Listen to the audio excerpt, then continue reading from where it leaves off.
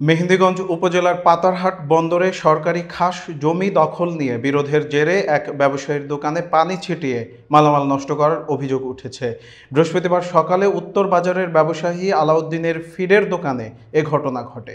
বিস্তারিত থাকছে এম ইউসুফ আলী সৈকতের প্রতিবেদনে।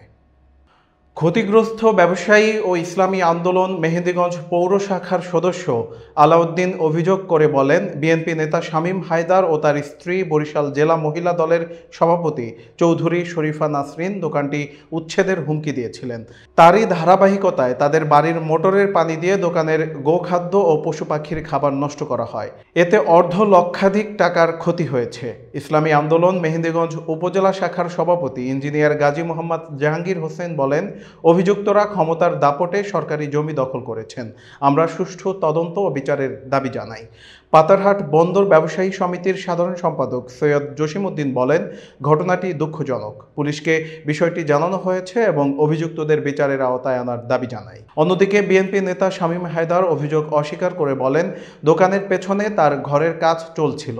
তার ছেলে ইট ভেজাতে গিয়ে অসাবধানতাবশত পানি ঢুকে গেছে। ব্যবসায়ী চাইলে বিষয়টি সমাধান করা যেত, তবে পুলিশ আসাটা দুঃখজনক। মেহেন্দিগঞ্জ থানার ওসি মোহাম্মদ জাহাঙ্গীর আলম জানান, পুলিশ ঘটনাস্থলে গিয়েছে, তবে ক্ষতিগ্রস্ত পক্ষ লিখিত অভিযোগ করেনি।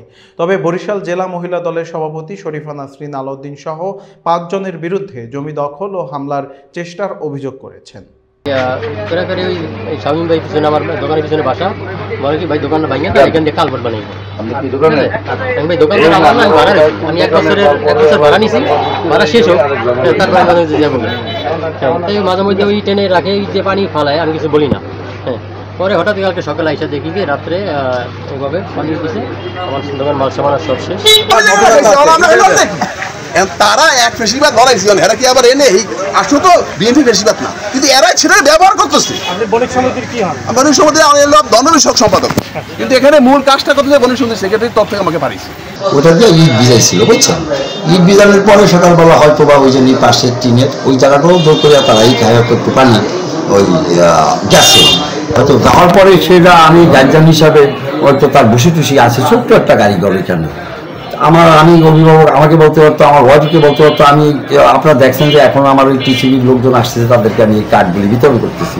আমাদেরকে না বলিয়া কিছু বললো না যে পানি গেছে কি কিছু জানি না, হঠাৎ দেখি থানা থেকে ফোর্স আসছে, দারোগা পুলিশ আইসা জিজ্ঞেস করছে, তারা আবার ইনকোয়ারি করে দিচ্ছে। তারা তার ঘরের ভিতরে ফজরের নামাজের পরে অন্ধকারে তখন পানি দেয়, মোটর দিয়ে পানি দিয়ে ওই মালামালগুলো ভিজিয়ে ফেলে।